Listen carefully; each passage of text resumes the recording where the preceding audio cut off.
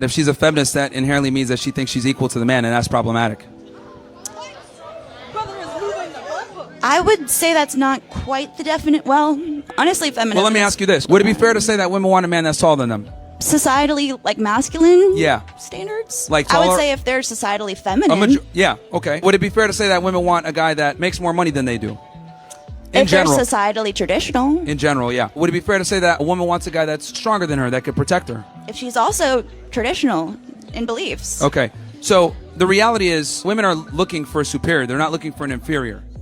And even the women that are the staunchest of feminists still want a man that's going to make more money than them, still be more competent than them. As a matter of fact, the more of a feminist she is and the more money she makes and the more status she has, the higher her demands actually go. Women will sit there and say, oh, I want an equal partner. But when you look at her partner, a lot of times he's actually superior to her. A woman, like a lot of men want a submissive woman. I don't want a submissive woman. Because you're not a masculine man. Oh, listen, I'm something that you probably don't understand, right? A masculine man is going to tell you what to do. They're going to attach you. They're going to try to hold you down. Listen to me. Hold up. Listen to me.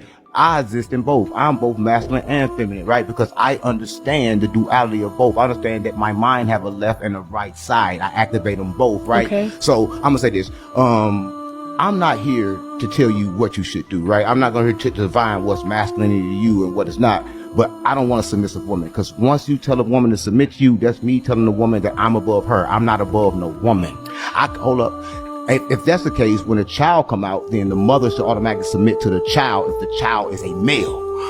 Hold up, because you're suggesting that I am above you, right? That My you man is. Hold up.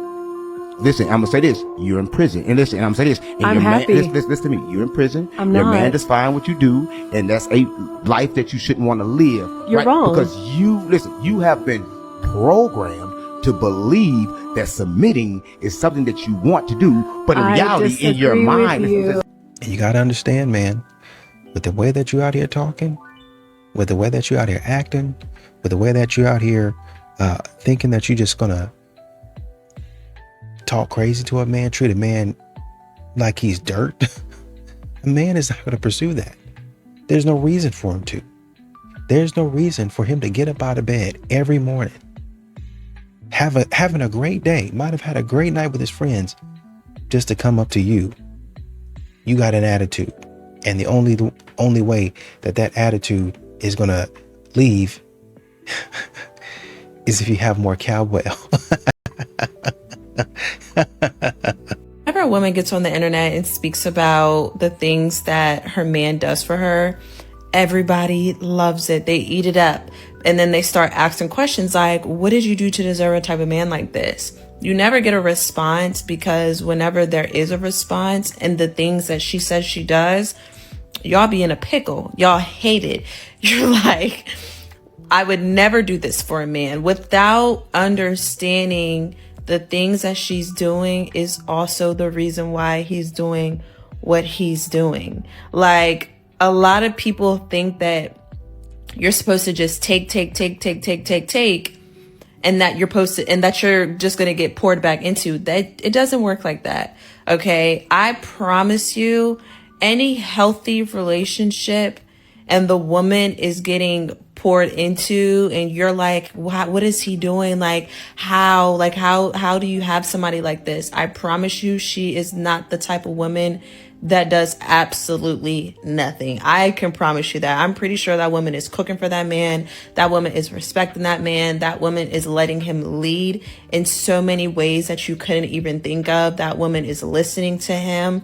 That is why she's getting the type of man that she has. But the problem is that people don't want to do that. Well, most women don't want to do that. Most women want to just be cute, lay around, and just have somebody take care of them, basically like a father. And I think, and I don't want to tussle any feathers, but I think it's because this generation grew up a lot without fathers, so they're looking for father figures, but you're never going to find that in your man because he is not your father.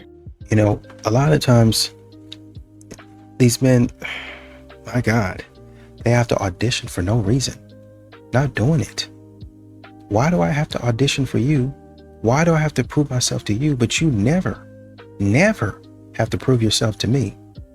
I mean, God dog, y'all want men to be leaders, but then you let them get all the way down the street and you never even give him any support.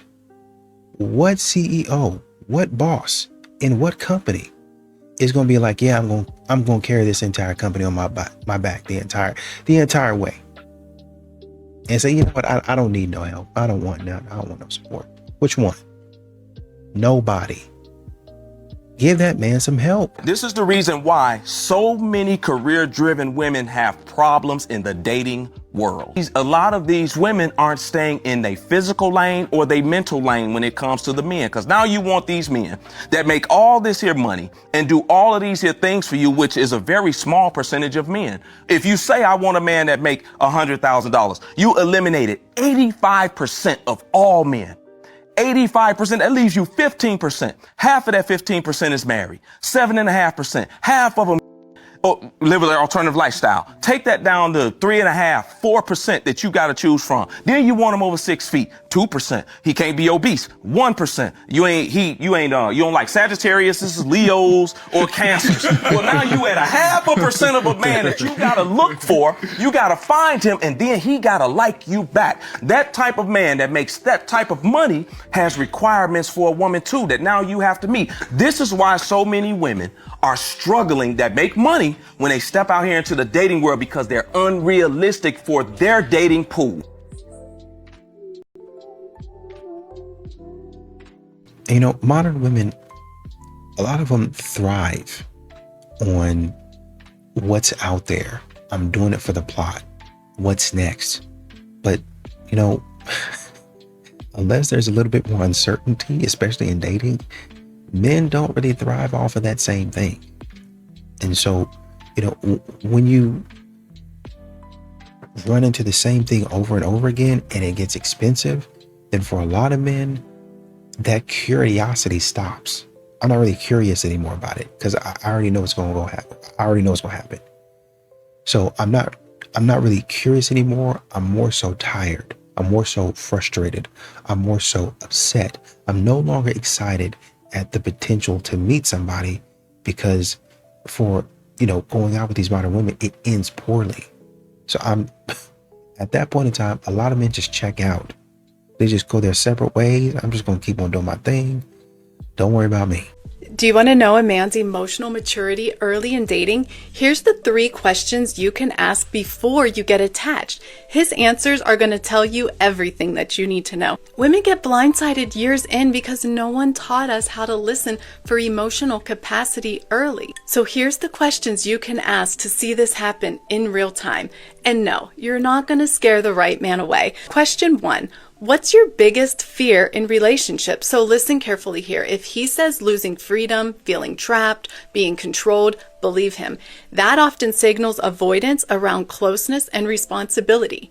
Emotionally mature men can name fears that include accountability, repeating patterns like hurting someone, or not showing up well. So question 2, in relationships, are you more of a planner or are you more just like go with the flow?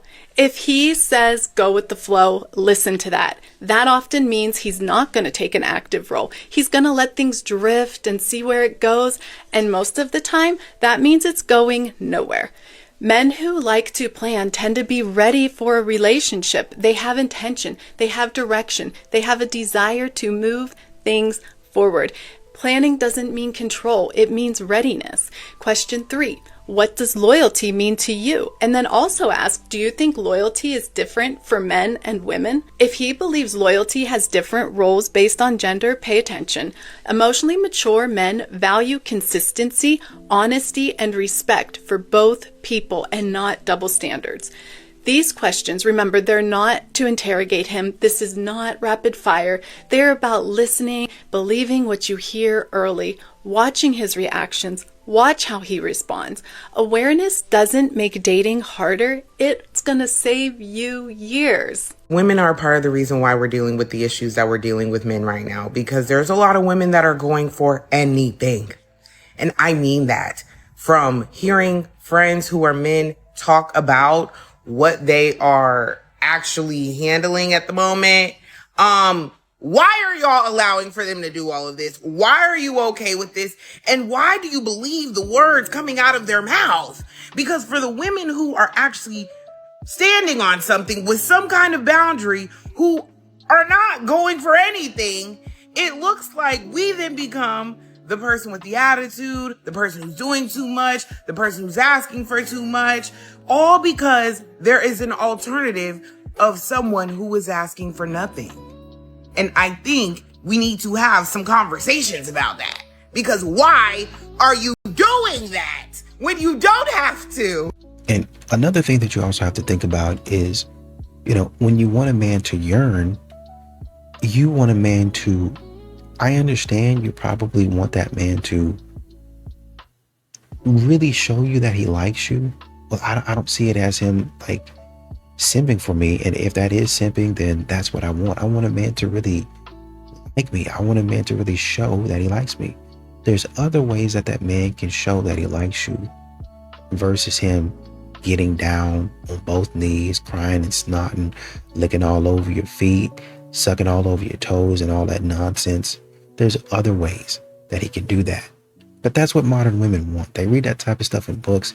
They look at that type of stuff on TV, and that's what they want.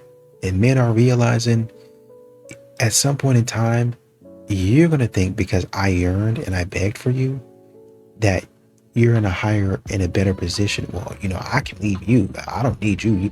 You can't leave me. No, I did that thinking that you would understand how much I really want you in my life. But now that you're going to throw that in my face, I think I'll get to packing. I'll be out by the night. Fellas, we need to maintain our masculinity, whether we're single or in a relationship. If you were raised by a single mom, you were probably told to be nice and respectful to women and put her first. These same women were told to go after their careers so they don't need to rely on men and put their happiness first. So now we got a society of simps and masculine women. You can't be a man to a woman if you're so soft. That's how you end up pegged. Stop trying to be her best friend. Best friends get friend zoned. You need to look good and smell good. Be arrogant and confident. You need to believe that the woman you're dealing with is lucky to have your time and attention. Stop saying you're lucky to have her. She will believe that and be convinced she can do better, and she'll do better. Women like men who know what they want and know how to express it. There are two types of women. Those who approach men and those who get approached. Women who are not pretty approach men. You want a pretty woman, you need to step to her. Be blunt and straightforward. If you want the box, ask for it and accept that it comes with a cost. So if your money ain't right, don't get mad if you only get a hug. You need to be good in bed because women like just as much as we do. Have with her mind and talk dirty to her. She'll love it. You get into a relationship, make sure you keep your manhood. Be the dominant. Require her support. She needs to invest in your goals, direction, and purpose. And women are smart. They know that the reward comes back to them. So require it. See you on the next one. Attractive women, they know they're attractive and they monetize it. They capitalize on it. They do very well for themselves. They don't need a man for a long-term relationship. Less attractive women often go the other route. They pursue education, careers, degrees. They spend their 20s and 30s chasing ambition, and unfortunately many miss their biological window to have family. But then they hit their 40s, and after years of saying that all men are useless and how they want to be independent, they're not exactly at the top of the dating market by that point. To my advice, if you're married and you think you're happily married and your husband starts to cheat on you, he's a piece of shit. And look at him, it's a piece of shit, and get out of it. Get out of that marriage. But I couldn't do that. Couldn't walk away.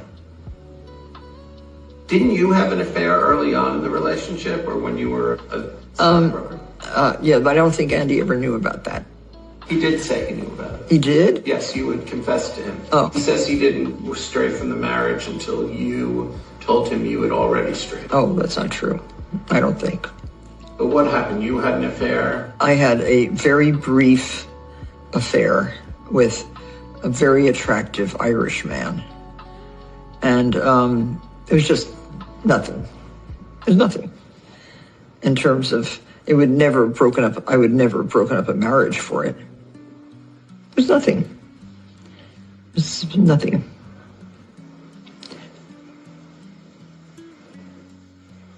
I'm saying the only reason a man would be insecure about a woman's body count, my friends, is because they're insecure that they're not going to be able to satisfy the woman as well as the other men in the body count. Actually, I'd be more concerned about the fact that your oxytocin receptors have densified to the point where you can't effectively pair bond. I'd be more concerned with the abnormal levels of discipline and inhibition that emotionally healthy women tend to exhibit. I'd be more concerned about your impaired judgment when it comes to selecting a mate. I'd be more concerned about the fact that you're so desperate for emotional validation that you will willfully give your body to anybody. Concerned about the fact that you don't even receive orgasms from most of the men that you've dealt with, because if you did, you would keep that guy around, seeing as how elusive female orgasms typically are. I'd be concerned about the fact that I'm dealing with an emotionally unhealthy woman who likely suffers from substance and depression. Concerned about the emotional baggage. Concerned about a hidden STI due to your increased risk. Concerned that I just increased my chances of divorce by 30%. Concerned that I just maximized my chances of being cucked. Concerned there's no long-term benefits dealing with a promiscuous woman. So I'm like out here in a real small town, rural area in Oklahoma, and everyone out here is married. So finding someone to even like that is single just isn't even a thing. So I know we're not doing online dating on the apps, but I was like, how else am I supposed to meet someone? So I got on it. Yeah, nah, we're back to not doing that. Stop. You are simping wrong. This is how you simp correctly to get the girl every time. You're not losing the girl because you're a simp. You're losing the girl because you don't know that she's running tests on you. I've broken it down, guys. There's 3 tests that she's running on you constantly. And if you pass these 3 tests, you will win every time. Test number 1, don't you dare complain to me. Pay for everything. First 3 dates, non-negotiable. Uber there, Uber back, drinks, dinner, everything. First 3 dates. I have ended things with great guys because they failed this test. Test 2, be a gentleman. Put in that effort. Open the doors for her. Open the car doors for her. Pull out the chairs. Pick her up. This way, she cannot be mad at you for anything. She cannot hold anything against you. Test 3, take a risk. What I mean by that, initiate the physical touch, break the touch barrier. I don't care what it is on the first date. Whatever it is on the first date, you escalate now on the second date, okay? So if you kissed her on the first date, you escalate on the second date. If you simply brush her hand on the first date, you escalate to the next best thing on the second date. If you do these 3 things right, you will win every time. Schedule the one-on-one in bio. There's a girl who recently outed a Lakers player for leaving her stranded in Turks and Caicos. Are you serious? She tweeted, DeAndre Ayton security left me outside in the middle of nowhere in Turks and Caicos because I won't have sex with him. His attorney advised him to leave her in the middle of nowhere once she refused, and this is why. Once a woman refuses, anytime thereafter that occurs, that could be considered harassment or coercion or even. By removing her and not having any further contact, there's a dividing line showing that was refused and never occurred. So is the player then guilty of not having the conversation that he expects from the PJ flyout? Well, you shouldn't be going flying out and you not think about you're going to have with this man. Have you ever offered to fly a woman out and you didn't want to have with her? It's on the box. I think that's already been established before you got flown out. Does her body count matter? Yes, it does. And I am not talking about shaming here. I am talking about science and real facts. Every person you sleep with leaves a psychological and biological blueprint on your brain. You cannot just tequila shot your way into amnesia and pretend that the slate is clean. It doesn't work that way. Every hookup rewires the emotional circuitry a little bit more. And that part is one that nobody likes to talk about. When the count gets high, she doesn't just get experienced. She becomes a detachment professional. Intimacy turns into muscle memory. Bonding starts buffering like Wi-Fi. You're not her first rodeo, buddy. You are the rerun. And let's be real. Here's the checklist to follow. She still compares you to her exes. She uses like a validation machine, and her trust issues on steroids. That is not necessarily emotional baggage. That is a whole cemetery she is carrying around on her backside. And the data backs it up, okay? The Institute for Family Studies found women with 10 or more partners have an 82% divorce rate. The Journal of Sex Research reports that 3 out of 4 admit that they chase the high, not the guy.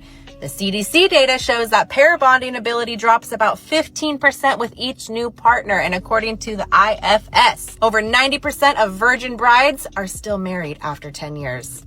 Numbers don't lie, my friends. Biology doesn't bend. Oxytocin, dopamine, and pair bonding, they are all dull with repetition. Every time she gives herself away, the emotional glue weakens. So yeah, body count matters. Lock in the low count queen. She bonds like super glue. The high count, that is Teflon. Gone by sunrise. Tag one of your bros still saying, oh, it's just a number, okay? And drop a heart in the comments if you are guarding your bloodline, because your dynasty doesn't start with lust. It starts with one clean slate. Women are inside out, upside down, and backwards. The safer she feels, the more bored she becomes. The more available you are, the less you are desired. The more stable you are, the more restless she becomes. The more certainty you provide, the more doubt she manufactures. The more she knows you'll stay, the more she'll test if you'll go. The more you provide financial security, the more she questions your ambition. The more you worship her body, the more she resents your gaze. The more that you validate her, the less valid your opinion. The more comfort you offer, the more discomfort she creates. The more you prioritize her happiness, the more miserable she acts. The more that you forgive her, the more contempt that she feels for you. The more you see her as your equal, the more she sees you as inferior. The more that you apologize, the more that you are blamed. The list goes on and on and on and on and on and on and on. Reasons to date a short guy. Short guys are better in bed. This is because they have teeny dexterous hands and they can move around the bed really rapidly, sort of like a naked mole rat in a tunnel. Short men live longer. So if you're a woman, you already live longer than men on average, so this will sort of even out the playing field a little bit. You can actually share clothing. You can actually play hide and seek. Where are you gonna hide a big man? If your man doesn't fit in a crevice, he's not gonna make it through the big one. You'll save money on groceries because he's not gonna eat as much as a humongous man. If he falls down a flight of stairs, he can tuck his head in and sort of roll down the stairs. It'll break the fall, and he's less likely to be injured. You'll never be physically afraid of your man because he's so tiny. You could just sort of brush him over to the side if you're getting annoyed. Why do women respect men who aren't afraid to lose them? Because biologically speaking, I know it's a silly term, but the alpha male hundreds of thousands of years ago had access to multiple women.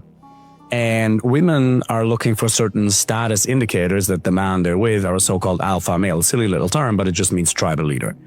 Because biologically, you want a guy who can protect and provide. Now, in Ireland or in the US, there isn't just one tribal leader anymore. So how do you judge whether the guy you're with is actually competent and confident and he has resources and he has good genetics? Well, you look at certain signals, certain honest signals. And one of them is him having abundance. If a guy is desired by other women, you see him in the presence of other women, you're like, oh, there's something about him. It immediately makes him more attractive. Now, if he becomes a total player, that reduces trust. That's a value-trust dynamic. What increases his value in the marketplace oftentimes reduces trust, and what builds trust sometimes reduces value. But wanting somebody who's desired by other women, that is very natural. And if you are willing to walk away, or you at least sub-communicate that on the first date, it implies that you have options. And if you're a man who's doing well in your career or your business, and you want to find the right girlfriend or wife, DM me the words life partner, and I'll get back to you personally. Here's why no one wants to date nice guys. It's because being nice is not the same thing as being kind. When you're nice, your primary motivation is getting people to like you.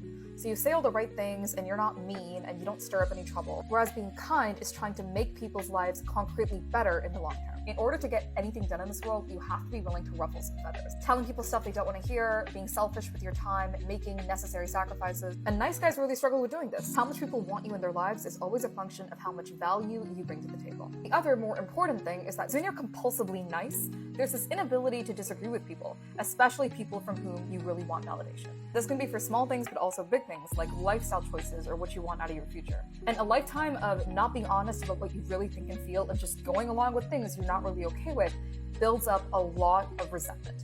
I said nice guys at the beginning, but women are just as much, if not more, like this. And if you want to have any hope of getting what you want out of life, or even just have people respect you, because over time people will tell that you never stand up for what you really believe in, it's a tendency you absolutely have to overcome. You as a woman have to have money to attract a man. No. No, you do not. No, you do not. No, you do not. Do you need a career to attract a man? Yeah, I know. No, you do not. We do. Okay. We do not. No. Do you need status to attract a man? What do you mean static? Like, do you have clout? Do you need clout to attract a man? No. No, I don't think so. No. Okay. I feel like they would. Do you need to be the most fit girl in the world to attract a man? You don't, right? Guess what? All 4 of those things that I just named, every man needs to have for them to even attract some type of girl. And you guys are the prize? And if you lack one, the other has to be exceptionally high to make up for it. And y'all are the prize? But like, you guys are so clueless. You think that girls need money to attract women. That's how I know you lost.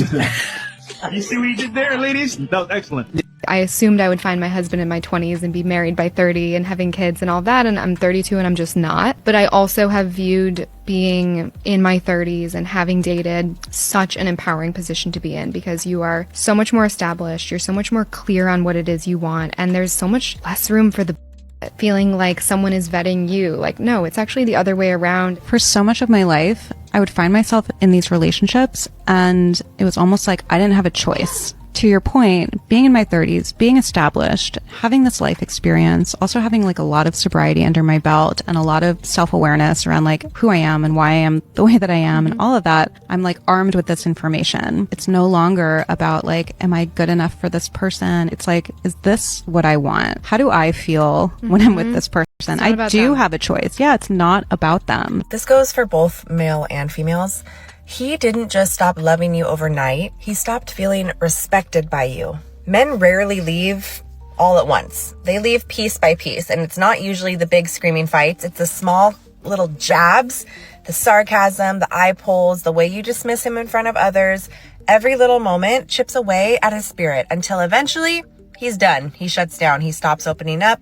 He stops sharing his world with you. And then he stops trying altogether because it's too late. That's why you see so many men who look physically present, but inside, they've already left. Disrespect doesn't just bruise his ego. It suffocates the relationship. It kills intimacy. It kills desire. And once that connection is gone, it's one of the hardest things to bring back. So don't starve your relationship with constant disrespect for your partner. Don't think love alone can survive it, because once he checks out emotionally, the rest is only a matter of time. If this hit home for you, let me know your thoughts in the comments. I want to hear from both the men and the women on this one. I know it can be a touchy subject, but that's what I'm here to do. Bring light to the subjects that not everybody wants to talk about, but we need to talk about it. The most toxic expectation women have of men, expecting him to relate to feelings the way a woman does. Men have a completely different relationship to feelings than women. They don't trust feelings. They trust facts. It's not how men operate. For a man, it's more about what he values, what he stands for, what facts he trusts. So instead of asking a man how he feels about something, ask him what he thinks.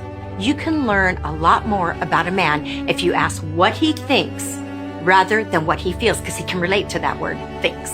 If you want to be with a man who is wealthy, who makes millions, listen to this. It's not about pandering to him, and it's not about giving him everything he wants or everything he thinks he wants. A man who is truly wealthy mentally, emotionally, spiritually, financially, he does not want a woman who is bending over backwards, turning herself into a pretzel in order to please him. He wants a woman whose energy elevates him higher. A woman who is so embodied in her worth, so anchored that just being around her calls him higher. But if your energy is still holding on to scarcity, insecurity, self-abandonment, then even if you end up attracting that wealthy man, he will actually make you feel more insecure, more alone, and more afraid, because your energy field can't handle that dynamic yet. So never contort yourself to be picked by a high-value man. Become the woman whose energy naturally matches his and takes him even higher. LA is like mostly women, city council. We have a female mayor, and we don't get anything done. And I started to really think about like there's a difference between the male brain and the female brain. And the male brain wants to do stuff like go, go, go. Like if you want to know the difference between the male brain and the female brain, Karen Bass and Donald Trump got together 3 days after the fires. And Donald Trump was like, let's get going, move, clean up those lots. Let's get building. And she was like, slow it down, slow it down. She is a process person, and women are more likely to be process people. They talk, they want to talk it out, they want to work, they want to have a meeting, and they want to break off and have another meeting, and then we put together a blue ribbon panel. And so in LA, we have a homeless problem. And the homeless problem keeps getting worse every year, but we keep having more conversations and more panels and more groups, but it's mostly women, and nothing ever gets enacted. So there is a gynofascism that's sort of coming. And it was a lot of years of like, well, if we just had women in charge, we wouldn't have wars, we wouldn't have crime, we'd have a better society. People would, no, it is not. Los Angeles is basically run by women and is run into the ground. So it's a thing. It's happening. It's going to happen, and it will our society. Can I finish? Yeah, sorry. Okay, sorry. So you interrupted, so I didn't get to finish. I'm so sorry. Okay. Freedom has become a pressure. There's become a societal pressure to be free. Mostly the term hookup culture is used between 15 and 30. So you're correct in saying a 32-year-old woman should have the right to have sex with whoever the hell she wants to have sex with. And I'm right there with you. She should have choice, whatever. But young women, young men who are developing emotionally, mentally, should not have the right. No. That's not, can I finish? Yeah, sorry. Okay, sorry. So you interrupted, so I didn't get to finish. I'm so sorry. Okay.